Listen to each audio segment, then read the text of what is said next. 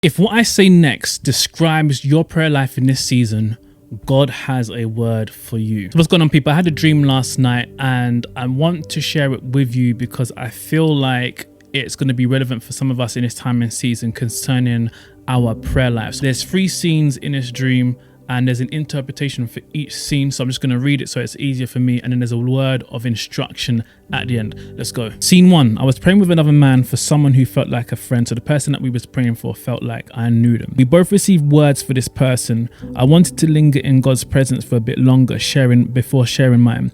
But the other man just wanted to give his word quickly and move on. At one point, he said something like, "It's not necessary to stay and wait on God or do all of this extra stuff." I told him I also had a word to share, but felt like staying with the Lord a little longer. He gave his word, and that was the end of the scene. Scene number 2. I was praying with a woman for another woman. I invited her to join me so that we can wait on God together and hear what he was saying over this other woman we were praying for.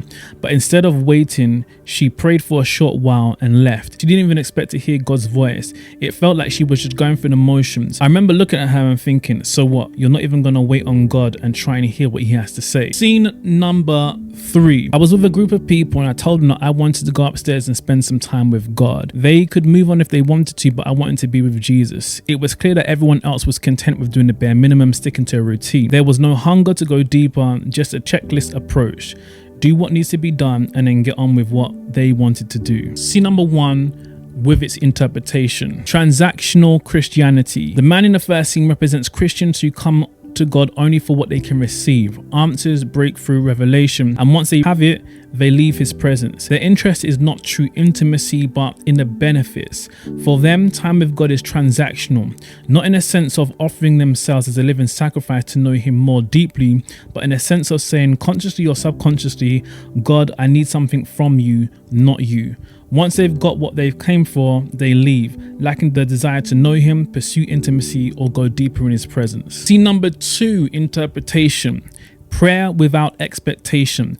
The woman in the second scene represents Christians who go through the motions of prayer without any real expectation to hear from God. The idea that God desires to speak back to them isn't even a consideration or a reality in their minds. They may pray out of habit, duty, or obligation, but there is no intentional waiting in his presence to hear his voice. They offer quick prayers, tick the box, and move on, as though prayer is a task to complete rather than a conversation to engage in. In doing so, they miss the intimacy and depth that comes from lingering and then listening for the Lord's response. Scene number 3, interpretation. Content with the minimum. The group in the third scene represents Christians who are content with the bare minimum. They keep their relationship with God at a service level, unwilling to press deeper. There's no hunger to go further, nor willingness to carve out extra time for him. For them, time with God fits neatly into their schedule but never interrupts it.